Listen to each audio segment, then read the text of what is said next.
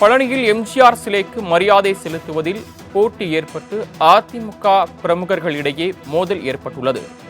கூடுதல் விவரங்களை செய்தியாளர் கார்த்திகேயன் வழங்க கேட்கலாம். கார்த்திகேயன், இந்த மோதல் தொடர்பான விவரங்கள். வணக்கம் சரவணன்.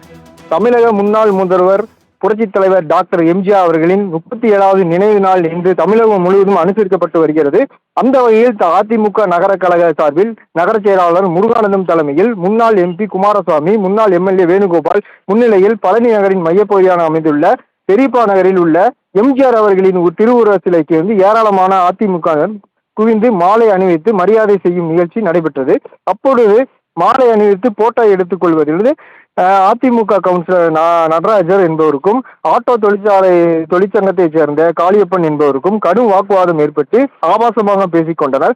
ஒரு கட்டத்தில் அதிமுக கவுன்சிலர் நடராஜன் ஆட்டோ தொழிற்சங்கத்தைச் சார்ந்த காளியப்பனை தள்ளிவிட்டதில் கூட்டத்தில் இருந்தவர்கள் மீது மேலே விழுந்து சம்பவம் திடீர்னு கூட்டத்தில் அதிர்ச்சி ஏற்படுத்தியது.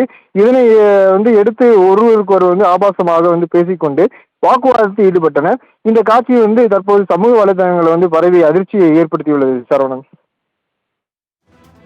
தாங்கள் வழங்கிய தகவல்களுக்கு நன்றி கார்த்திகேயன்.